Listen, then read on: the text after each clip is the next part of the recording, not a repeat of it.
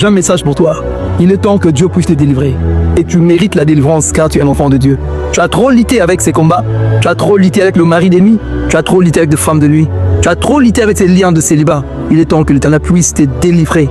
Ça ne doit plus continuer. Cet esprit de stérilité qui bloque ta vie. Bien-aimé dans le Seigneur, je voudrais dire à celui qui m'entend, tu es tombé sous cette vidéo, c'est parce que Dieu veut te délivrer. La Bible parle de Jacob qui est allé épouser une femme dans la famille où il habitait. La Bible dit que Jacob demeurait chez Laban, qui était son oncle. Il vivait avec eux, tout allait très bien. Mais Jacob n'était pas conscient de la réalité spirituelle de cette famille. Jacob était ignorant de la réalité spirituelle de la famille où il vivait.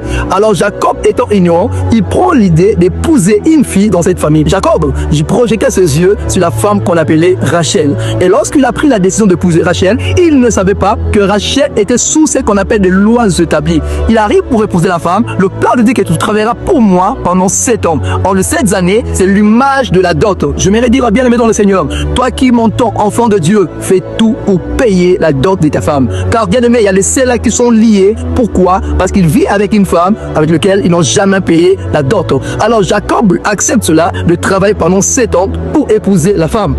Et après 7 ans, lorsqu'il prend la décision, lorsque les 7 années sont passées où il devait épouser la femme, elle dit que le père se lève, il dit que non, chez nous, la cadette ne peut pas se marier avant l'aîné. Or, l'aîné s'appelle Léa. Bien aimé dans le Seigneur, c'est alors que Jacob comprend que la famille où il venait, il y a des lois établies. Il regarde la famille de manière physique, mais il ne savait pas qu'il y a des lois établies dans cette famille. Bien aimé dans le Seigneur, tu es né dans une famille. Est-ce que tu connais la réalité de ta famille?